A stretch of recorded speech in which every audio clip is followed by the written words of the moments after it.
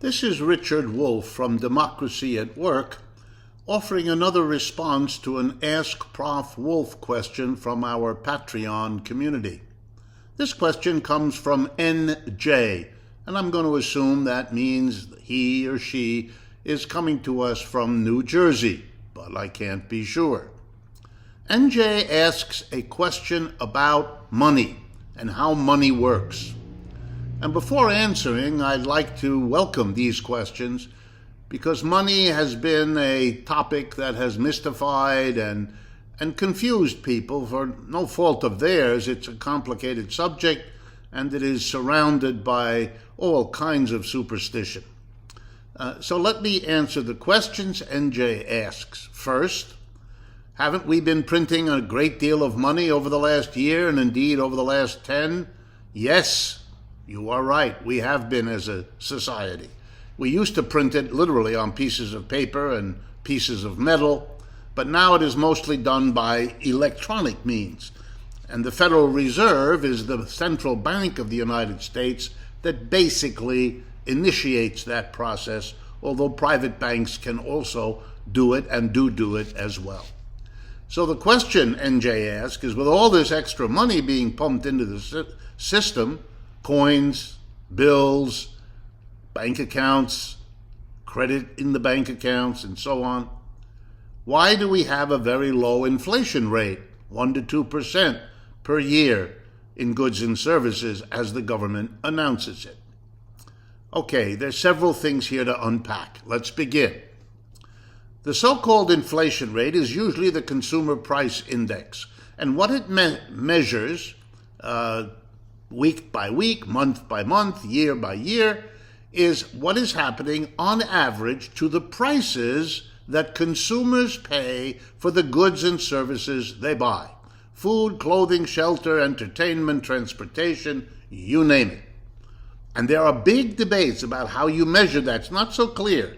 It's not so easy. Adjustments are made, and those adjustments can be shaped by ideology and politics.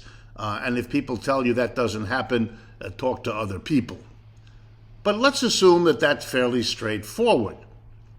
What is the relationship between the money pumped out by the government, mainly through the Federal Reserve, and the level of prices? Some people write and think as though there's a direct one-to-one relationship. If you put more money in, prices will go up, because there's more money running after the goods. This is wrong on several levels, and let me explain.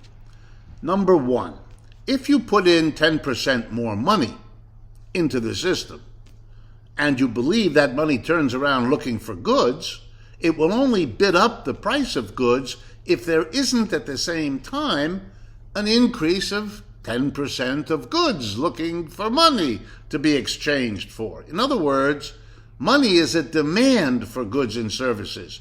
If there's no increase in the goods and services when there's more money looking for them, the people with the money will bid up the price. Since there's more people wanting to buy, then there's stuff ready to be sold.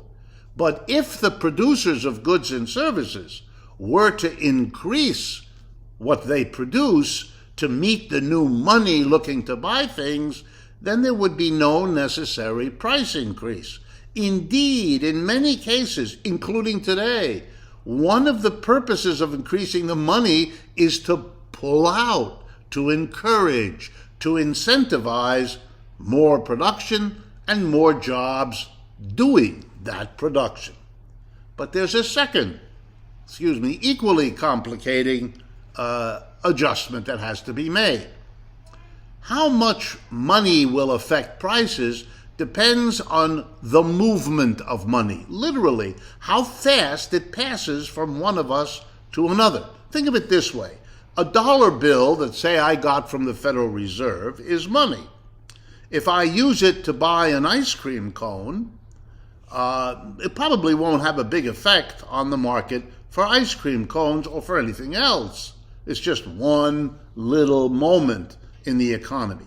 But now suppose that the ice cream vendor who gets the dollar I give him or her immediately turns around and uses that same dollar to make another purchase, and from a person who then turns it around, you begin to understand there's something called the velocity of money, the speed with which it changes hands, and that will shape what impact a certain quantity of money has on prices. In general, the faster the money changes hands, the more pressure on prices any given amount of money will exercise.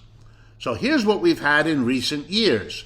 Yes, a big increase in the money supply, but at the same time, a major drop in the velocity of money. Why?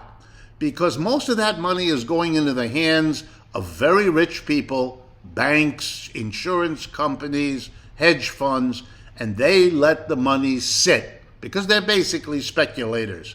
They only move it if and when they see it, and given the COVID situation, given the crash of capitalism, given the enormous amounts of money sloshing around in the system, the velocity, the turnover has dropped, and that has served to neutralize the effect. Last point. You have to separate the stock market, where we don't buy and sell goods and services. You don't go to a stock market to get your lunch or to get your shirt or to buy your car or anything like that. The stock market is a very special market where you buy and sell pieces of paper, literally shares in economic enterprises. If you look at what has happened to the price of those, you will see that they have soared in recent years. Indeed, President Trump loved to talk about the stock market because its prices went up, and he could talk about it being successful, making money for people, which it does if prices go up. Whoever's lucky enough to own the shares, 10% of our people own about 80% of the shares. For the richest 10%, a rising stock market was good. For a desperate President Trump, talking about the stock market was one of the few things he could talk about that wasn't crashing around him, like the Main Street economy, like the unemployment, like the things that really matter to people. But for us, here's the final point. The extra money went into the stock market, and there it did have the inflationary effect that NJ was wondering about. Stocks inflated in good part because of all that extra money, but because it went into the stock market, because the big corporations did not want to invest it in producing more if we have 30, 40 million people out of the labor force, not earning income, unable to buy, etc., etc. This is not a time when companies are going to borrow money to expand production. They're having trouble selling what they've already produced. So there's your answer for why the extra money did not have the inflation of goods and services you might otherwise have expected. This is Richard Wolff for Democracy at Work, appreciating our Patreon audience.